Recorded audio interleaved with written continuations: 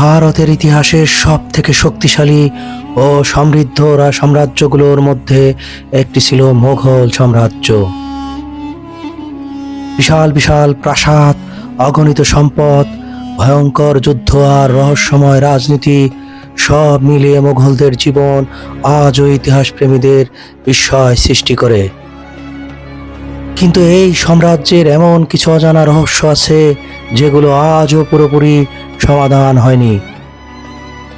আজ আমরা হিস্টোরি বাংলার এই পর্বে জানাবো মোগলদের অজানা 10টি রহস্যের কথা।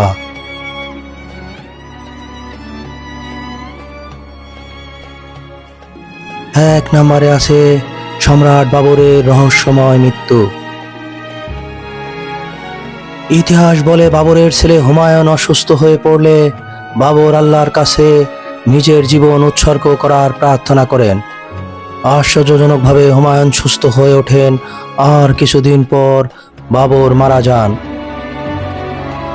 ইতিহাস থেকে জানা যায় এরপর থেকে বাবর আমৃত্যুকাল অসুস্থ ছিলেন এবং শেষ অবধি তিনি মারা গিয়েছিলেন।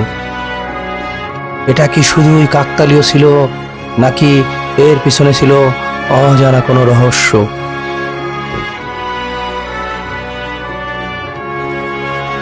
দুই নম্বরে আছে আকবরের গোপন ধর্মসভা। সম্রাট আকবর শুধু একজন শাসক ছিলেন না, তিনি ছিলেন রহস্যময় চিন্তার মানুষ। তিনি ফতেহপুর সিক্রিতে গোপন বিভিন্ন ধর্মের পণ্ডিতদের নিয়ে বৈঠক করতেন। বলা হয় তিনি একটি নতুন ধর্ম দ্বীন-ই ইলাহি প্রতিষ্ঠা করতে চেয়েছিলেন। কিন্তু কেন হঠাৎ এই পরিকল্পনা বন্ধ হয়ে যায় তা আজও জানা যায়নি। তবে আকবরের মৃত্যুর পর মাত্র 19 জন লোক এই ধর্মের অনুসারী ছিল। শুধু বীরবল্লভ আমৃত্যুকাল এই ইলাহি ধর্মের অনুসারী ছিলেন।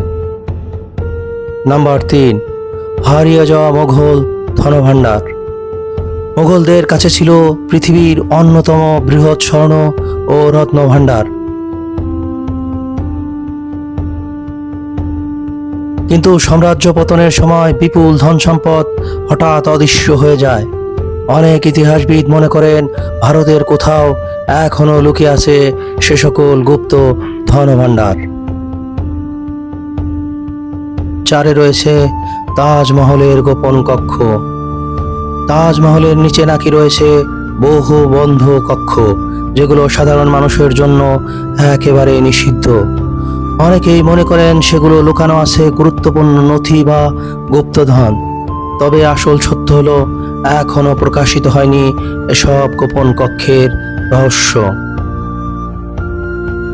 নাম্বার 5, শাহজাহানের কালো তাজমহল রহস্য। শোনা যায় শাহজাহান নিজের জন্য যমুনার তীরের ওপারে কালো রঙের আরেকটি তাজমহল নির্মাণ করতে চেয়েছিলেন। কিন্তু তার ছেলে আওরঙ্গজেব তাকে বন্দি করে ফেলার পর সেই পরিকল্পনা একেবারেই থেমে যায়। সত্যি কি কালো তাজমহল তৈরি করতে চেয়েছিলেন সম্রাট শাহজাহান? এ নিয়ে আপনার মতামত কি? নাম্বার 6, আওরঙ্গজেবের ভয়ঙ্কর ভবিষ্যৎবাণী। জীবনের শেষ দিকে আওরঙ্গজেব নাকি বুঝতে পেরেছিলেন যে তার কঠোর শাসনামলী মোগল সাম্রাজ্যের পতন ডেকে আনবে। মৃত্যুর আগে লেখা তার চিঠিতে গভীর অনুশোচনা দেখা যায়। নাম্বার 7, নূরজাহানের গোপন ক্ষমতা। সম্রাট জাহাঙ্গীরের স্ত্রী নূরজাহান ছিলেন অত্যন্ত প্রভাবশালী নারী। অনেকে বলেন সাম্রাজ্যের আসল ক্ষমতা তার হাতেই ছিল। এমনকি অনেক রাজকীয় সিদ্ধান্ত নাকি তিনি গোপনে নিয়ন্ত্রণ করতেন। নাম্বার 8, কোহিনূর হীরার অভিশাপ। বিশ্বের সব থেকে বিখ্যাত হীরাগুলির একটি কোহিনূর দীর্ঘদিন মোগলদের দখলেই ছিল।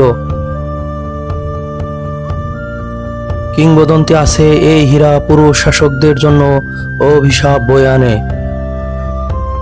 ইতিহাসে বহু রাজা এর কারণে দুর্ভাগ্যের শিকার হয়েছিলেন বলে বিশ্বাস করা হয়। নাম্বার 9, হুমায়ুনের লাইব্রেরির দুর্ঘটনা। সম্রাট হুমায়ুনের মৃত্যু হয়েছিল এক অদ্ভুত দুর্ঘটনায়। বলা হয় তিনি লাইব্রেরির সিঁড়ি থেকে পড়ে মারা যান, কিন্তু ইতিহাসবিদ সন্দেহ করেন এটি হয়তো দুর্ঘটনা ছিল না, তাকে হত্যা করা হয়েছিল। অনেকেই বলেছে হুমায়ুনের আফিমের নেশা ছিল, সেখানে তিনি লাইব্রেরির সিঁড়ি থেকে পড়েই মারা গিয়েছিলেন। নাম্বার 10, মুঘল সাম্রাজ্যের হঠাৎ পতনের রহস্য। এক সময় পুরো ভারত উপমহাদেশ শাসন করেছিলেন মুঘল সাম্রাজ্যের সেই বড় বড় শাসকেরা, কিন্তু ধীরে ধীরে এই সাম্রাজ্য দুর্বল হয়ে পড়ে। অভ্যন্তরীণ ষড়যন্ত্র, ক্ষমতার লড়াই, বিদেশিদের আক্রমণ, নাকি আরও গভীর কোনো কারণ, ইতিহাস এখনো পুরো উত্তর খুঁজে পায়নি। সবশেষে মুঘল সাম্রাজ্যের ইতিহাস শুধু রাজত্ব আর যুদ্ধের গল্প নয়, এটি রহস্য, ষড়যন্ত্র, অজানা সত্যে ভরা এক বিস্ময়কর অধ্যায়। আজ ইতিহাসবিদরা খুঁজে চলেছেন সেই সব গোপন রহস্যের সত্যিকার অর্থে উত্তর। আপনার মতে মুঘলদের সবচেয়ে রহস্যময় ঘটনা কোনটি, এবং মুঘলদের সব থেকে শক্তিশালী শাসক কে ছিল? আমার কমেন্ট বক্সে জানিয়ে যাবেন।